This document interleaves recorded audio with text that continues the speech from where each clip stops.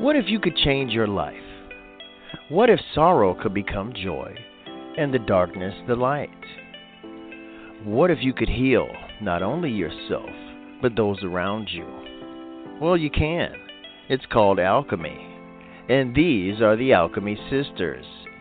Join quantum karmic healer Jennie McDaniel and intuitive empowerment coach Mandee Elam for a magical journey into esoteric spiritual discussions.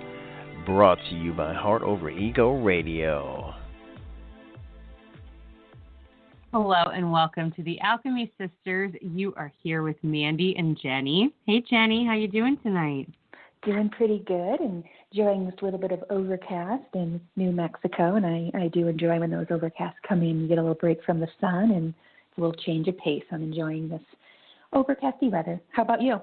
It's overcasty here too. I think that's kind of cool, and I'm enjoying it. It looks like it's going to rain any minute, and I lit a ton of candles, and I feel all earthy and grounded and good, kind of enjoying the end of summer and the end of the Alchemy Sisters Season 3. This is our last episode this season, and boy, was it jam-packed.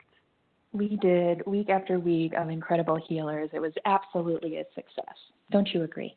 Yeah, I absolutely do. And I'm just so grateful to you and so grateful to our listeners for taking time each week just to tag along and learn new things and share new skills and shine light on different wayshowers to our future. Excellent time here and more to be had. And we'll be updating most likely our Facebook page with the restart of Season 4.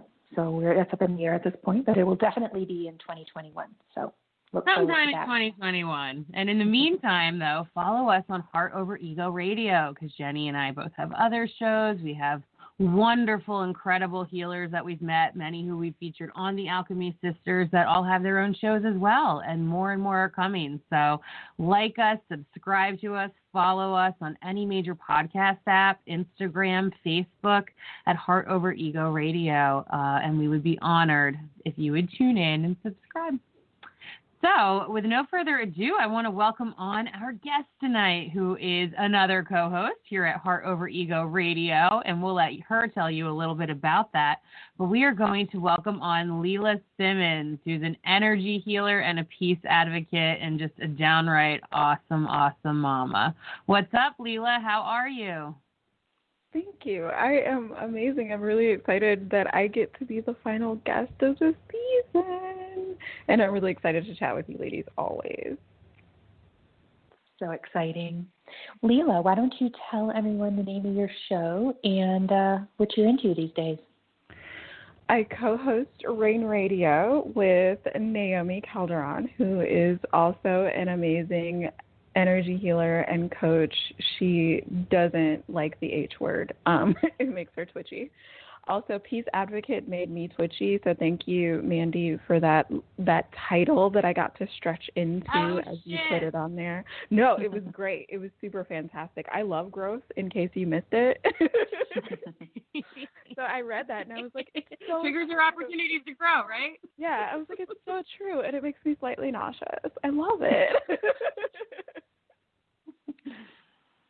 Well, you had all these amazing, words in your bio, and so much of it is peace and like attending your healing, happy hour healing, and listening into your voice and whatnot. And you always come back to center, and it just for me rolled off. So thank you for embracing that. And I apologize. No apology required. It is very true of who I am. I am very much a soother. My name actually means divine laughter, or the laughter of the gods. And so I've had people fall asleep on me a lot. And I'm like, it's not because I'm boring. It's because I'm comforting, but also, hello, I'm also entertaining. Can we? No? Okay. All right. You be peaceful and nap. So yes, I fell right into that title, but in the beginning I was just like, oh dear. Okay. So funny, I was talking to some of my friends the other day, and I was realizing that I'm kind of a business coach. I would have never, ever, ever called myself that because there's too many other words I used to describe myself, healer, psychic. channel, whatever, all these names. So I would have even considered myself a relationship coach, which as a psychic, if any of you are psychics or if you know any psychics, they'll tell you the number one question you get asked about is finance and love. So after being a psychic for so many years, I have just naturally become, and I also do have business skill, just naturally become a business coach, which is just something that bloomed out of my garden. It was always there. I just noticed it. And I was like, oh, another angle I could sell, because even though you may do one business like healing, some of the constructs are the same for all kinds of business.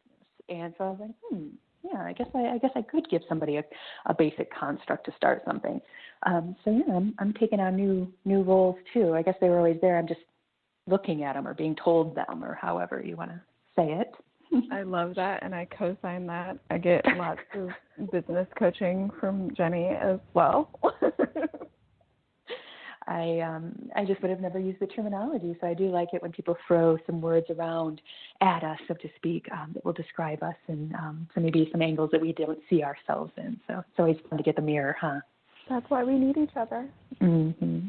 Absolutely. I can advocate for that. I started off as Jennie's client 5 years ago now, which is wild. And the amount of growth that I've had in the time that I've known Jennie, including healing myself and then stepping into my role as a healer and doing this as an independent business now. And I'm actually going to be this month starting my first official LLC while being a spiritual healer. And it's pretty cool. And I'm really excited about it. And I wouldn't be here without Jennie. So she's got serious advice on how to do this.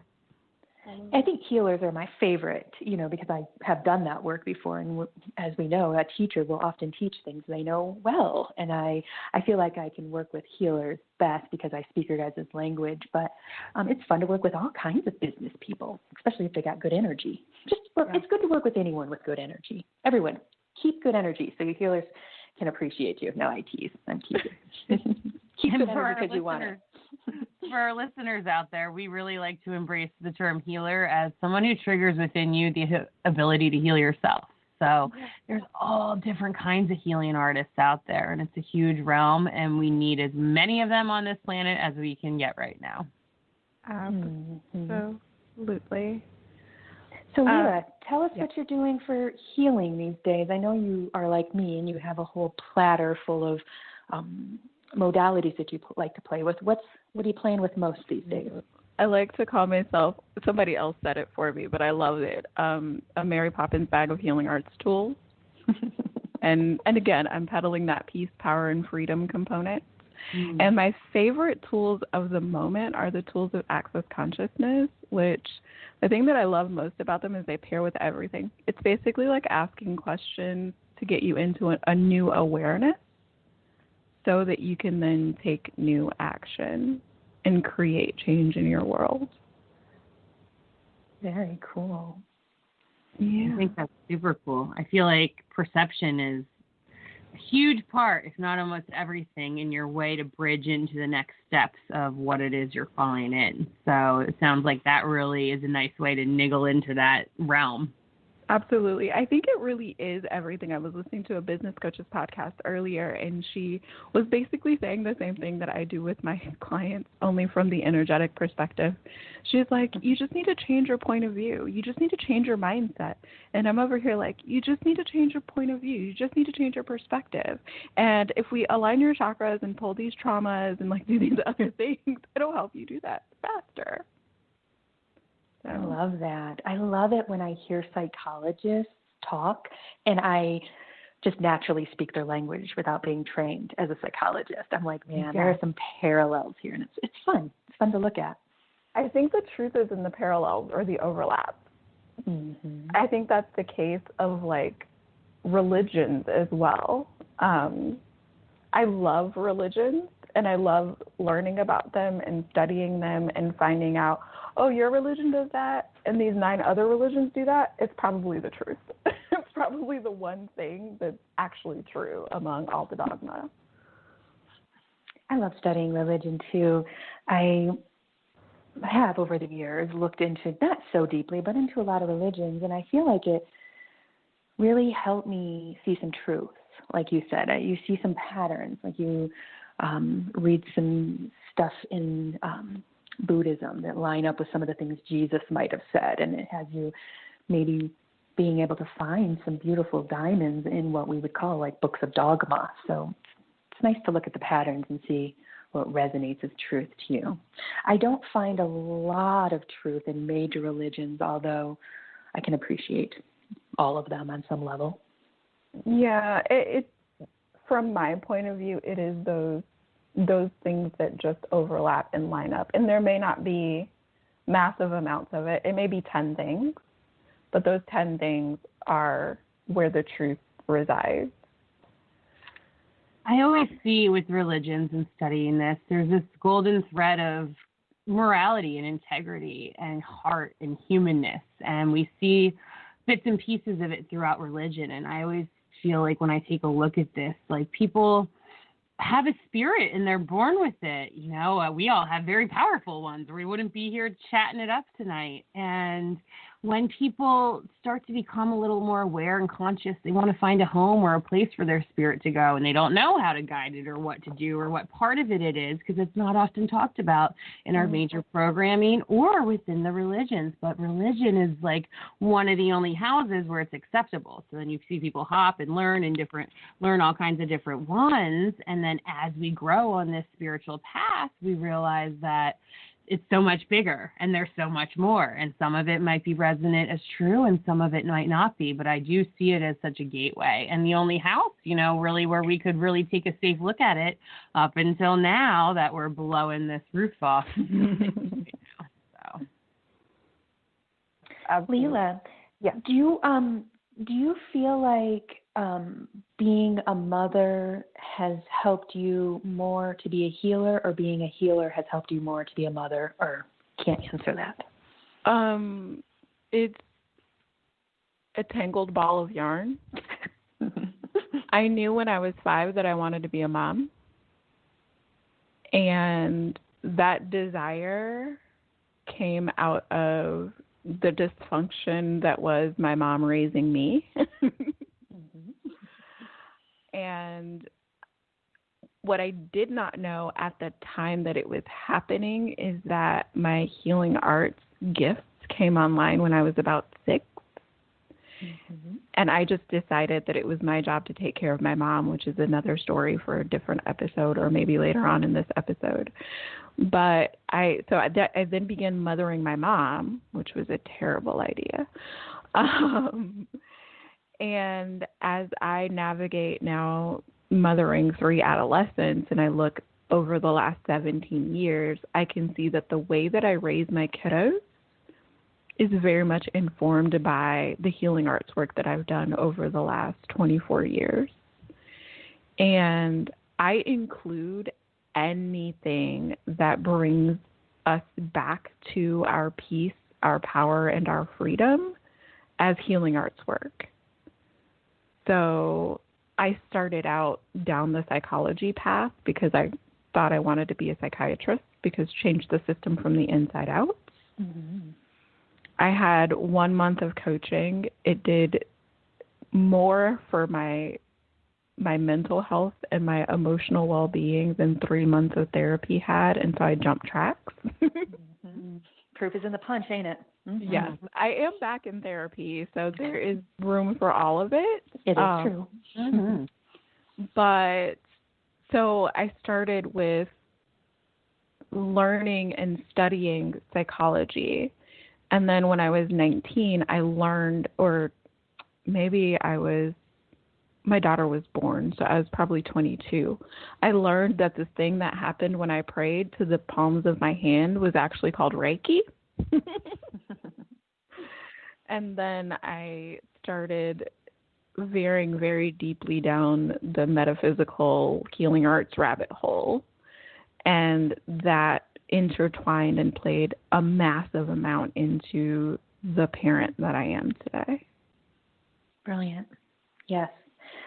I could see how that would be so helpful. And, you know, I think that a lot of people listening may have been old souls like yourself and coming through a womb with a woman who's dealing with whatever she's dealing with. We all have it, right? So I think that your story there is a little more common than we might hope or think, which is the child caring for the adult in an emotional, spiritual space. I remember doing some very similar things when I was younger, and it had me grow up quick. So it's good and bad, both angles, no doubt. But yeah, it's very common, I think, especially for us empath old soul healers right now. Definitely have touched into on that on some level or at some point in their lives. Ladies, I think we were going to talk about some common, let's call them dogmas or judgments that we'll find in the healing world. And I think I'll start off with the charging of money as a healer. Do you guys want to get into that a little bit? Do you think this is a good time? Okay. Yep. And then we'll go wherever you guys want after. I think it's a real important topic, and for healers out there listening, as well as people who want to receive healing services. This is for everyone. And there's a common thing I hear. Now, this is not everyone I know, of course, but this is something I hear regular enough to bring it up. I hear, Jennie, why do you charge for your services? It's a gift from God. You shouldn't charge money. And I think that's very interesting because, again, I don't understand how one lives in a capitalistic world without money. So what I say to these people saying this to me, I'm very tactful, of course, but I want to get to the point. And I say, so what you're asking is for me to work 40 hours a week so I can keep a roof and I can keep food on my table. And after all my personal stuff is done, the few hours that I have remaining in the week should be service to you, what you think I should do. And they're like, well, no, it's just that, you talk and it doesn't seem that difficult. And I'm like, whoa. Now your ego's getting real big here and we're going to have to step her back because I can't see anything beyond your ego right now. So they think it's easy, because it's talking, right? Which is just a disrespectful thing to think. It's a righteous thing to think. And then wanting me to give of it freely on my only downtime I have in my personal life, which is a lot of ego in itself.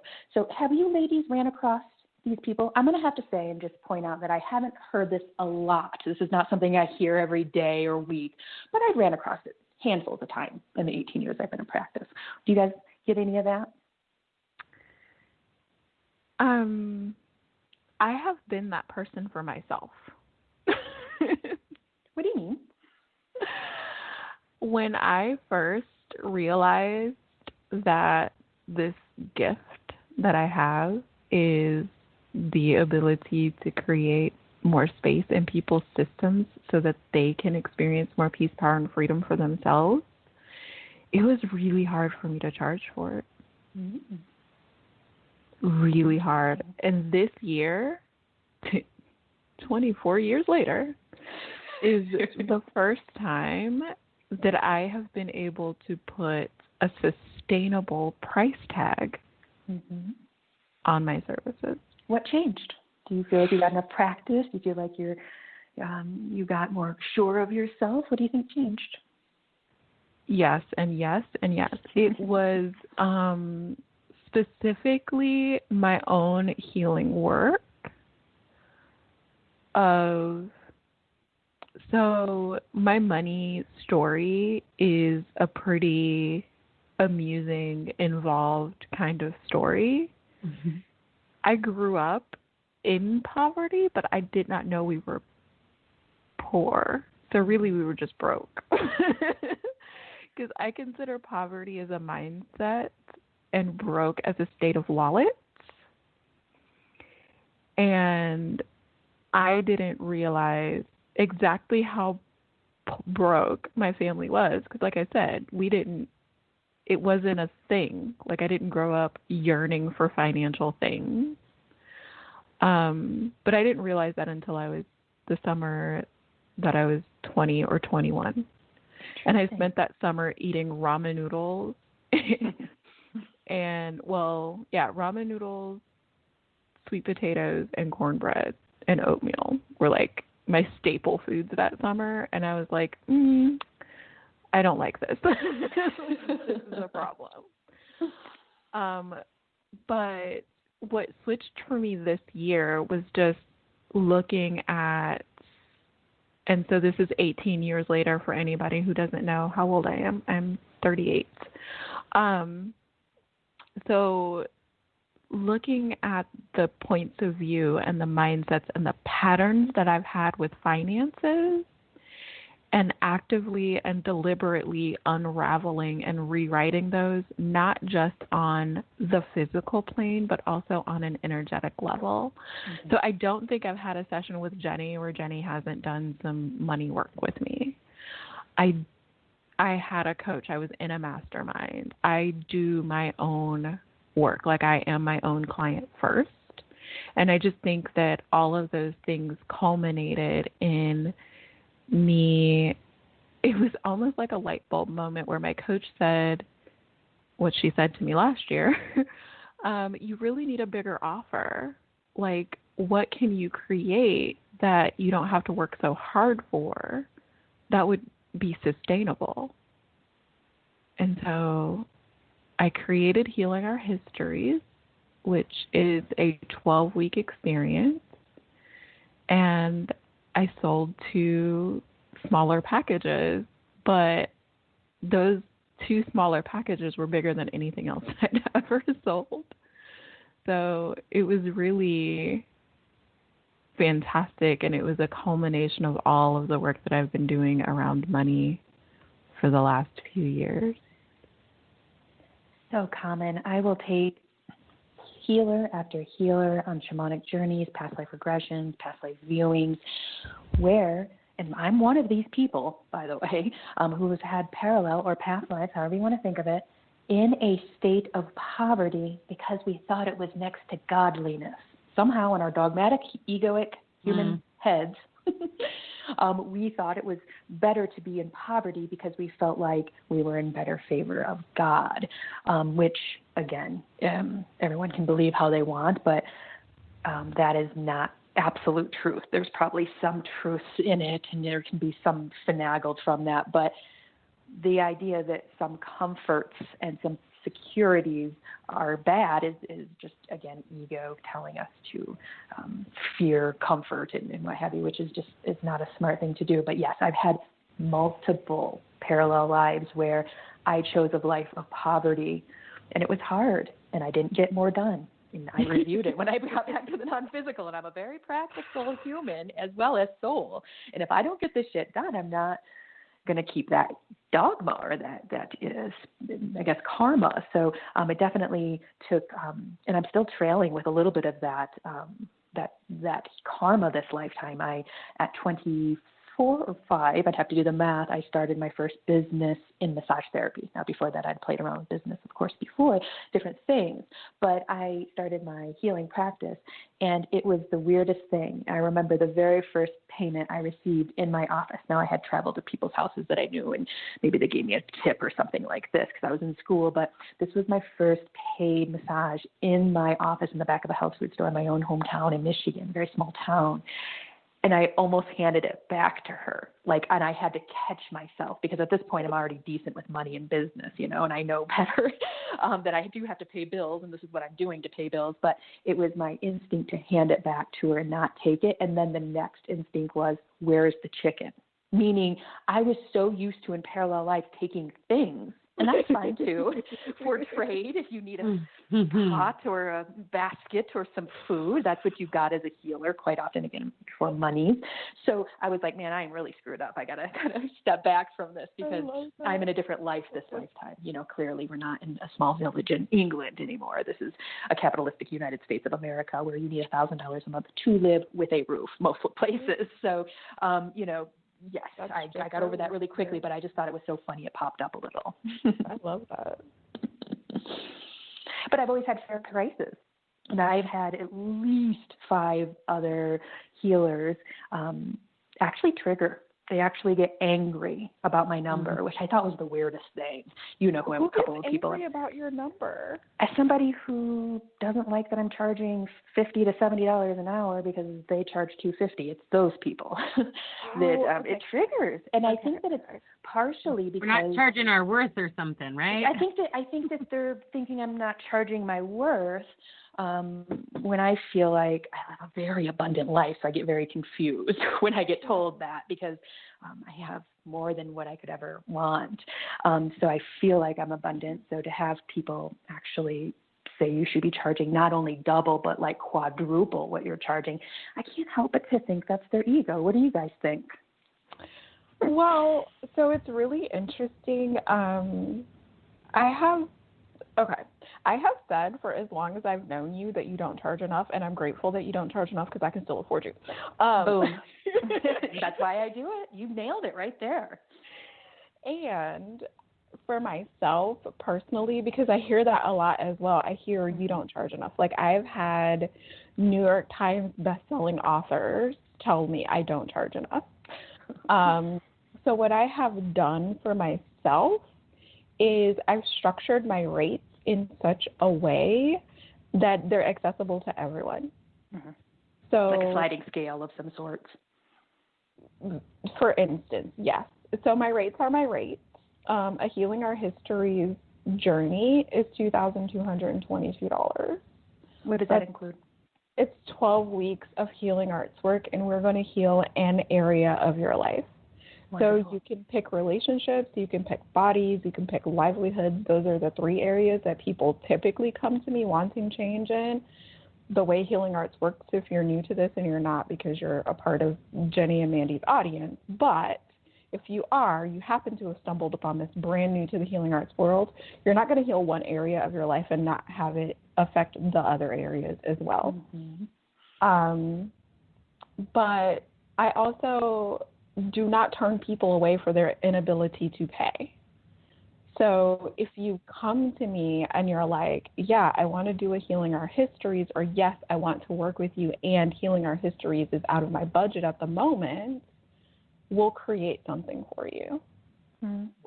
I love doing that because if they're serious about healing, they will work with you and they will pay what they can, or they will do some trade of some sort or something. Yes, I feel the same way, where if someone's serious enough and they want to do the work and they're going to do the work and they are taking their time to come ask me if I can do something for them, help them with the payment, chop it in half, whatever, I'm down for that. And that's what makes us true blue healers, in my opinion. Absolutely. I agree for sure. When it's more about the healing that's happening than it is necessarily about the paycheck. Now, the paycheck is required. My landlord's not going to take hugs, Reiki sessions. He does not want his bars run. However, I am very well taken care of. I have never slept on the sidewalk. I've set my life up in such a way, and I've set my practice up in such a way that everyone gets to eat at my table, including me. And that is a form of abundance, no doubt. Yeah. What about it? I love this topic. I have so many things about it. In the same way, I kind of came in with a sparkly attitude when I incarnated and really thought everybody deserved, I held very much as a young child this kind of 5D vision of, well, everybody deserves to eat and have all of their basic needs met, and then if they want more, they can have more after that. And so for me, it was just something I always came in knowing and expecting that, like, my needs should be met as a young child. And then I always also was a good kid and, went right into the American dream and was going to work really hard and go to college and do all the things, which I did.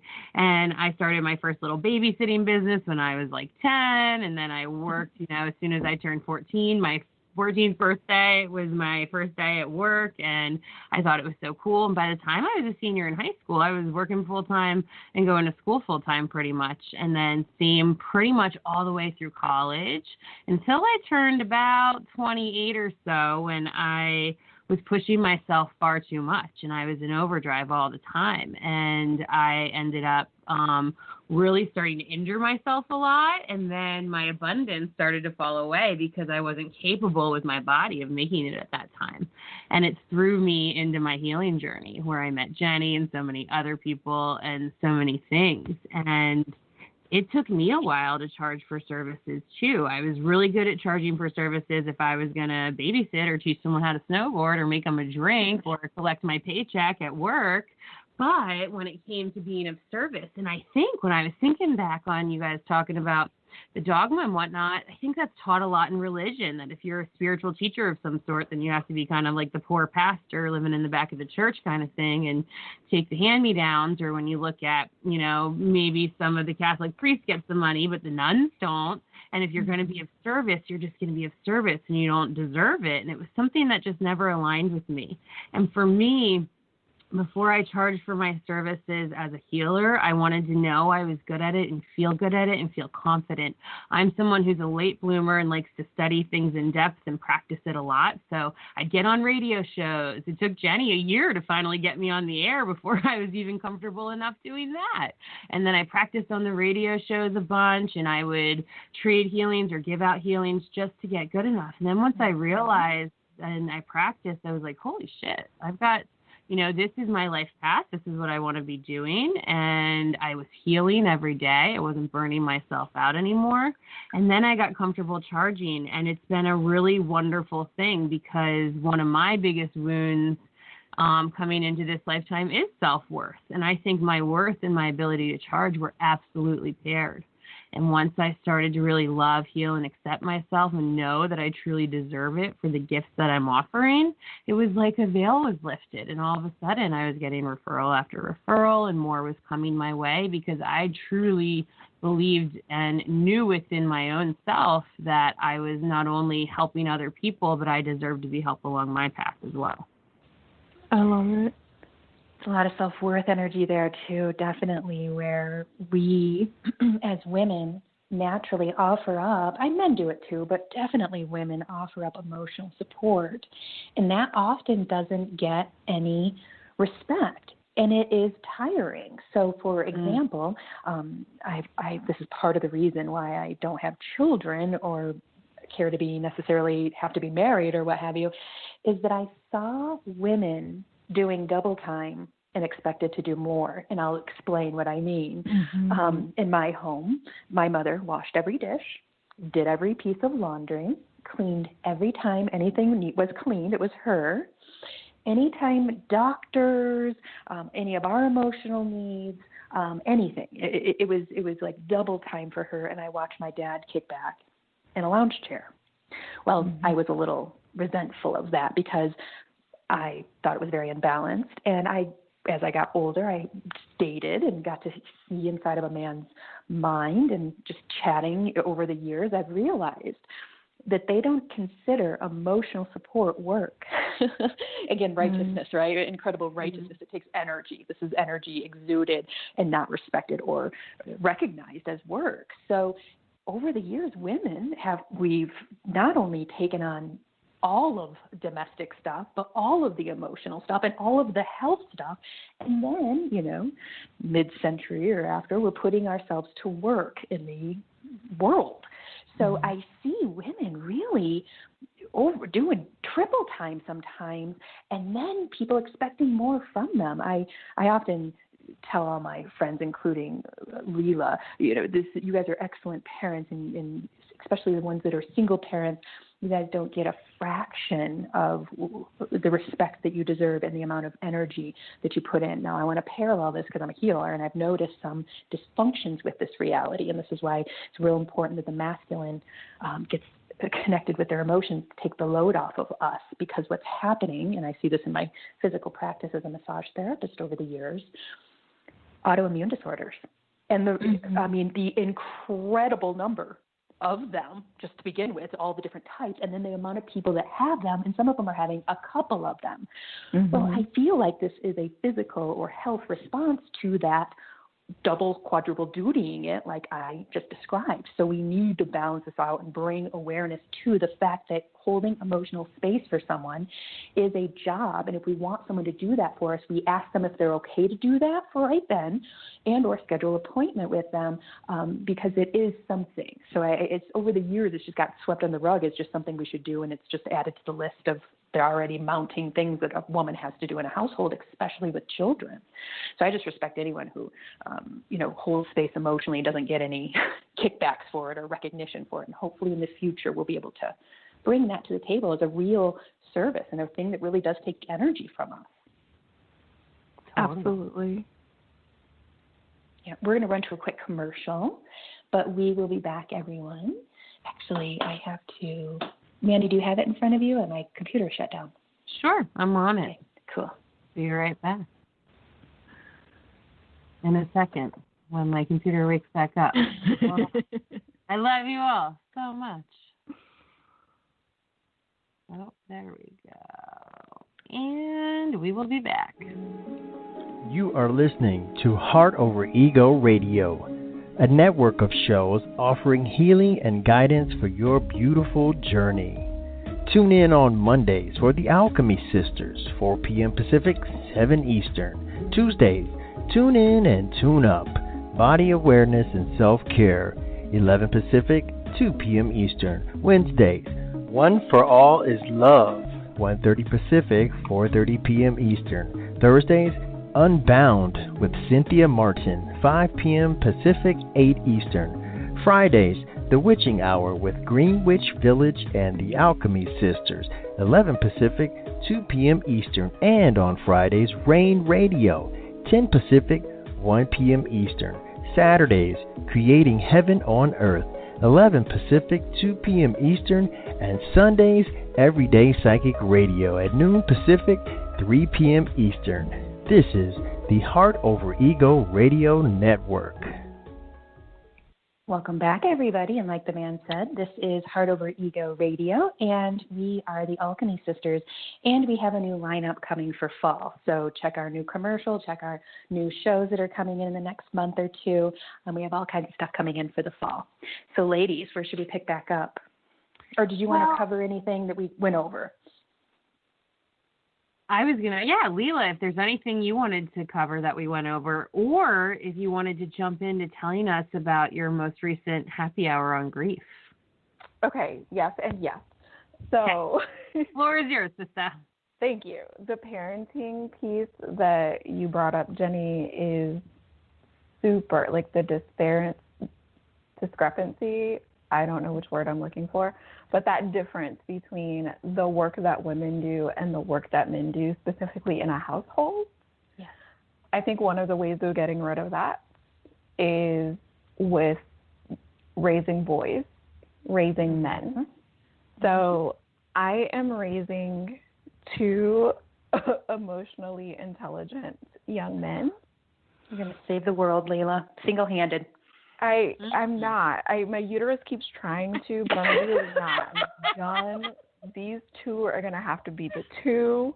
They're going to have and to hopefully my daughter marries, partners with someone who is also emotionally intelligent. I'm sure I'm not the only zennial raising emotionally intelligent men. But we get a lot of, so for those of you who are listening and have never seen my face, I am brown-skinned. America considers me black. Two brown-skinned boys in America get a lot of hate for having some emotional intelligence. So I have dated men, and even their dad are like, what is happening right now with these boys? Like, they cry, they have feelings, they have opinions. And I'm like, yes. I want them to, specifically for their dad, I'm like, I want them to grow up to be the opposite of you. This is what we're working on here. It's always nice to have a guideline of what you don't want. Yes.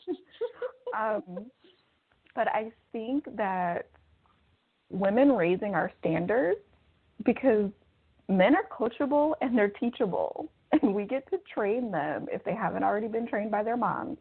We get to train them how to participate in relationship with us. And if we are not accepting that your workday ends at 8 hours and you come home and then you're done and I get to keep going, if we stop being accepting of that, they will get their asses out of the easy chair and wash a dish. I often think that as well. I think it starts with the woman voicing what she needs, and I think that society has us feeling like we should do it all without complaint, which is just bullshit.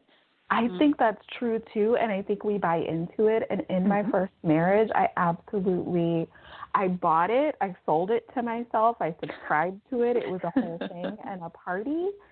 And I remember my ex-husband telling me that I was lazy. I had 2 toddlers. I was in an emotionally abusive relationship. Mm-hmm. I was caretaking a chronically ill mother. It was not a full-time job caretaking my mom, but it was a full-time emotional job caretaking my mom. I was not working, so I was under-earning. I have all of these skills and talents that are just going into raising children. Not that there's anything wrong with raising children, but the skills and talents and gifts were not getting utilized in any capacity. So there was some resentment and frustration there, and we were broke. So I could be bringing in money. Instead, I'm raising children, and we're broke, and you're not doing your part or pulling your weight. In fact, you're contributing to the dysfunction. So I'm lazy because I won't fold your clothes and your kids' clothes. I'm gonna buy lazy today. I'm just gonna subscribe to it, and it's gonna be okay. But that was actually the second time in our relationship he had called me lazy. And the time before that, I was actually working full time and going to school full time. Go us, Mandee. And he had one job, and it was lazy for me not to do all of the housework. Mm-hmm. And I bought it. Mm-hmm. I think this is part of it. And I've dated many men, not so many, but enough to have an idea that they just naturally expect me to clean without negotiation at the beginning, which is incredible. And I've looked at this. I'm like, where does that righteousness come from? Where is that built in? Well, look back at our mother's generations. They often did everything, like I just described my mom doing. The boys see this. They are blindsided when they are dating women who are past the sexual or the feminist movement, and we want equality, and they can't handle it. This is the baby boom generation I'm talking about. Look at the divorce rate. Look at the happiness rate of actual marriages that are still together. There is a mess of romance in the baby boom era, and I feel like there's many reasons for that, but one of which is if you look at the baby boomers' parents, there was no pipe from the woman. She would not say a word. The woman would be half dead walking to that stove to make dinner, half dead, and no complaint, because that's how she was probably raised. So what we're doing is we're seeing the deterioration of that unhealthy balance. But in the meanwhile, divorce after unhealthy relationship after divorce, and I wonder how long it's going to take for a majority of the men to get that we ain't their mamas. I don't know when, and a lot of them have gotten it by now, but most likely a woman has shown him how to treat her and use that voice and throat chakra we were talking about, which takes an incredible amount of strength, because what we're afraid to hear is that L word. You don't want to quadruple time it? Well, you're a lazy bitch. Well, okay, that's unhealthy, A. They're usually narcissistic on a lot of levels to be so self-absorbed. And we have to take our power back in that space, which is you can do it a bunch of ways. There's a bunch of ways you can do it. I decided not to have children, so I didn't have that extra stress on me, and dealing with a relationship that probably wasn't going to offer me that equality, I decided not to, and I worked through that, meaning finding a partner and being able to come to the table with different negotiations. Now, how I mean this is, if I wanted to be a mom, which there's nothing wrong with that, for God's sakes, it's kind of how we survive on this planet, is reproducing.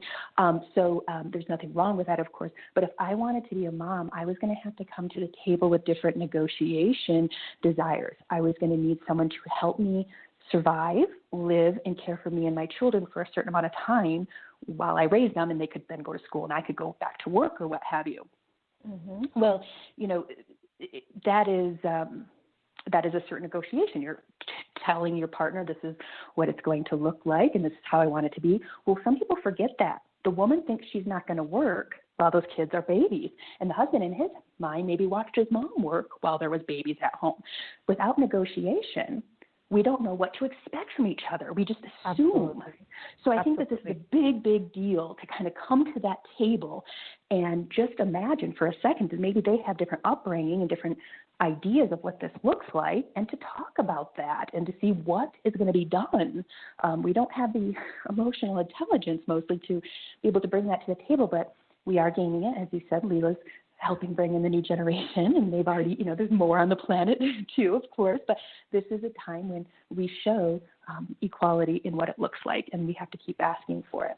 I absolutely love that, and I've had that experience in my current relationship as well, where we were both frustrated and upset and had moments of heartbreak and like all the things out of sheer communication failure on both of our parts. And it was like on the other side of it, it's really cute to look back and go, every time he said that, he was actually asking for this. And every time I said that, I was actually asking for this.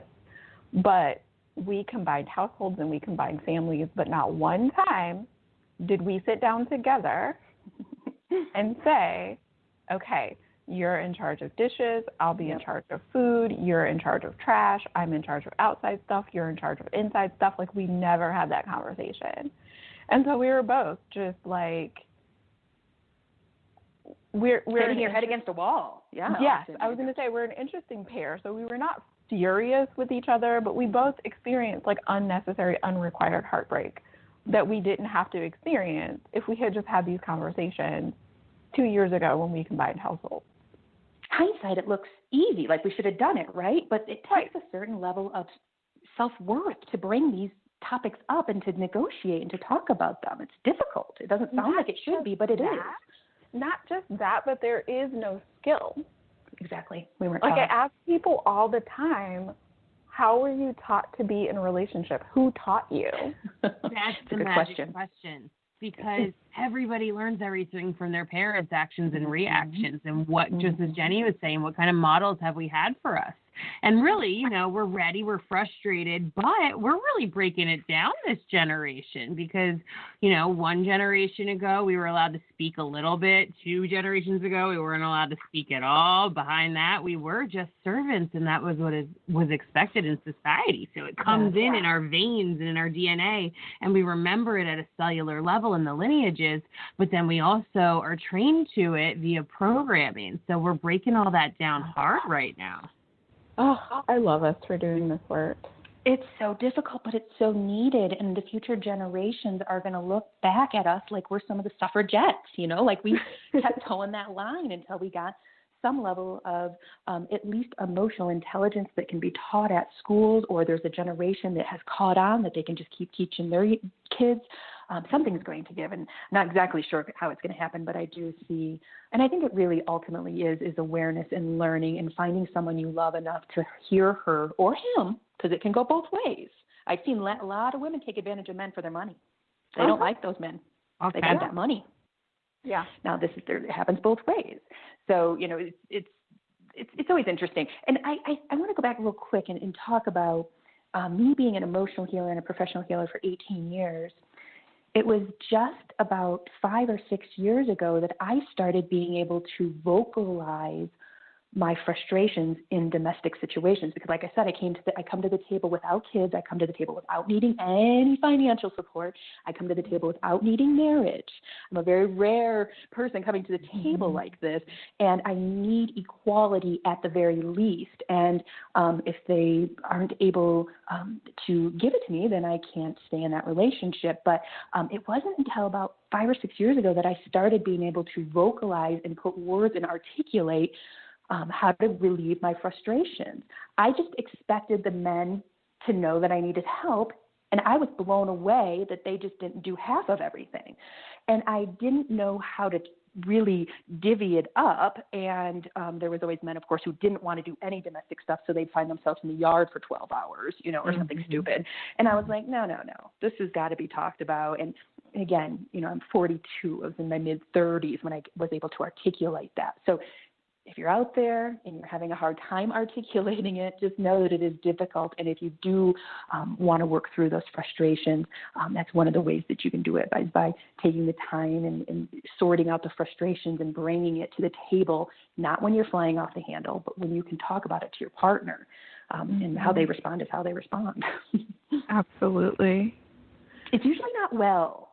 Every time I've brought to the table about, hey, I want to split the domestic stuff up a little better and make sure that we're both aware of what needs to be done, there's usually frustration, and I can tell they're triggered because they don't want to do any of it. They want me to do it, and they don't want to talk about it. But again, they're showing their IQ, their emotional IQ, and that's not the most healthy, beneficial way to deal with it.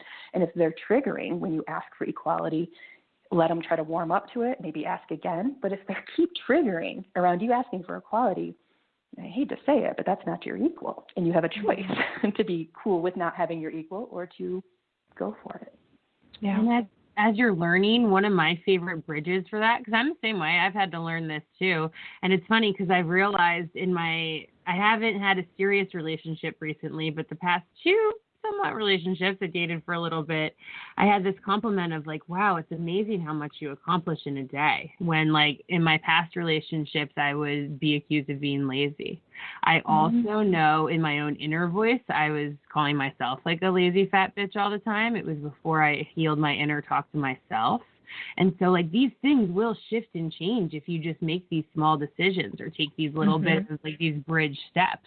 And one of the ways to communicate with partners, if you're out there listening, that I love, that worked for me and works for a lot of my clients, is letter writing and taking a minute to like take some time to write a little letter, even if it's just a paragraph or a letter about what it is you want and need and how you feel about that. Especially if you're super reactive, because then it gives your partner or the person receiving it time to be like, oh my God, fuck this, blah, blah, blah, all the things. But then be, okay, wait a minute, let me go back and see, what were they really saying? What was this? And then when you can come together and talk about it, you come with a way different energy because you already went through all your reactions. I love that tool so much, Mandee. I also want to invite listeners to use I statements. So like, think about what it is about you that is creating the experience that you're having. And I'm not saying to blame yourself. I am actually looking at it from an empowerment perspective. When I know that there's something about me that I can change, that puts me in a power seat versus looking at the other person for needing everything. So what I heard from you, Mandee, is one of the things that you needed to change was your internal dialogue. And once you changed your internal dialogue, the external exchanges that you were having started to change as well. Same thing between the first time my ex-husband called me lazy and the second time he called me lazy. The first time he called me lazy, I was like, all right, I'm buying this. The second time he called me lazy, I was like, my plate is overflowing. If you don't eat some of this food, we're both going to not be okay. And he was attached to the old you at that time. Absolutely. Absolutely. He came around eventually, but not in that way. Not in a way that would keep us together. We had other issues. Do you know what I love? The response from men. I've heard it a couple times, and I'm not picking on any of my exes, but I won't say any names, but I would say, well, I need some help in the kitchen. You know, I need you to do dishes and wipe the counters and do some cooking. And they're like, well, what? It's easy. Like, it's easy. You should do it. And I'm like, well, if it's easy, then do it. Why are you not doing it? And this is what I've come to. I've heard it from many men. They want to think that their job is going to be more difficult out in the yard. They want to think that that is a fair trade to mow the lawn and to weed and maybe whatever people do in their yards. They think that's an equal trade to 3 meals a day. I think that it's just insane for people to think that that is an equal trade. My current boyfriend even was like, well, I'll do the outside stuff if you want to do the inside stuff. You know, it's easy and it's a little harder out there. And I'm like, then why don't you want to do some of the inside work if it's easy? And he would say, well, it's just easy, I'll let you do it. And I was like, no, there's nothing easy about repetition day in and day out, and that's why you don't want to do it. It's not because it's easy. And he was like, okay, we'll share everything. And I'm like, exactly. Easy peasy. Well, because they think they're doing you a favor because they're raking the lawn and you only have to do dishes, which I'm like, how can raking for one season equal 3 meals a day for 3 months? There's no equal trade in that. Now, if one person's not working, then it's maybe a different dynamic, of course, you know, in the family, and that's negotiated usually and stuff. But I think that it's funny because I was like, well, if it's easy, then you won't have a problem doing it. And then I had caught him in a space where he was like, oh, okay. I'm like, well, it's easy, then you won't mind doing it. And then, of course, the real reason why he didn't want to do it is because it's lame. It's repetitious. It's boring. And I'm like, I know. And that's why I don't want to do it. And then, of course, I'm much more masculine than the average woman. I don't want to breed, and I don't really like to say you're on babies. And, I don't like wedding showers. I'm just really, not into it. So I come to the table very feminine looking, but, very masculine in my expectations. And again, it's not for everyone, but that's important things to talk about when you get into relationships with someone. That's why that conversation needs to be had. Mm-hmm. I want to make sure that we are all respectful of each other's time. And I did want to talk about the grief master healing that I did over, I don't know what time we're ending. I mean, I'm good. I can be here for a while. we are ending in 4 minutes. And if you give people a breakdown. Yeah, for you to share your gift, what's going on, and then how they can get a hold of you for like 3 minutes. You go, girl. Okay, excellent. So I host these pop-up events called Healing Happy Hour, and if you just stay tuned to the Heart Over Ego Facebook page, one of us remembers to share it there whenever I put it up, but I'll also give you my Facebook page at the end. Right now, they are happening Saturday mornings at 10:30 a.m. Central. However, there will not be one this first Saturday in September. So the next one will be, September 11th? Saturday, September 11th. And what Happy Hour is it's a guided healing journey around a specific topic. And then afterwards, I open it up for mini healings and laser healings and laser coaching. I've been fussed at for calling the healings mini because they are massively impactful, but they're short. So I get as many of those in as I can in the hour after the journey takes place. This past happy hour was a master healing on grief, and what that looks like is I took the topic of grief and I broke down healings and clearings around every aspect of that topic that I could think of. So what happened for me was this past Sunday, the Sunday before happy hour, I was in conversation with my honey, and I just burst into tears randomly about things that had happened in our relationship that I hadn't grieved. So I'm holding these things in my body, and I'm holding these things in my head, and I'm holding these things in my system, and they're impacting our relationship, and I haven't processed them. So that was the idea for how the master healing came about. And then what we looked at was, who has died that you haven't fully grieved? And we ran a clearing around that. Who has left your life that you haven't fully grieved? I've had friendships and I've had jobs and that I loved, that I wanted to continue working, but I couldn't because the store closed or the college closed or the whatever happened. So we just picked apart every aspect of grief that we could think of. And because I'm a generator, I opened the lineup for the participants, and they brought their own grief experiences, which also allowed it to expand and be bigger. So we ended up with a 45-minute master clearing around grief. Fantastic. How can people get a hold of you, Lila, in case they want to do one of your happy hours? Facebook.com/life with Lila, and Lila spelled Lila. That's right. Get a hold of her. Get some of her goodness. And as usual, the time goes so quickly and too fast. We are the Alchemy Sisters. This is our final episode of Season 3. You will be able to find us in 2021 for Season 4. Follow us on Facebook to be updated. We're also on Instagram for Heart Over Ego Radio. And we have another Instagram for Alchemy. I think we're more active on the Facebook. Either or, you'll be able to get some information from us there. And, of course, if you want to email us, you can email us at heartoverego@gmail.com. And we appreciate all of you, and we look forward to coming up with a spectacular Season 4. And I appreciate both of you ladies. Thank you for showing up and having a wonderful conversation. I love being able to talk to like-minded people about, my karma. It's always nice and very healing. So I appreciate you both. Absolutely. Thank you so much for having me. We'll see you next time, everyone. Bye. Thanks. Bye, everybody.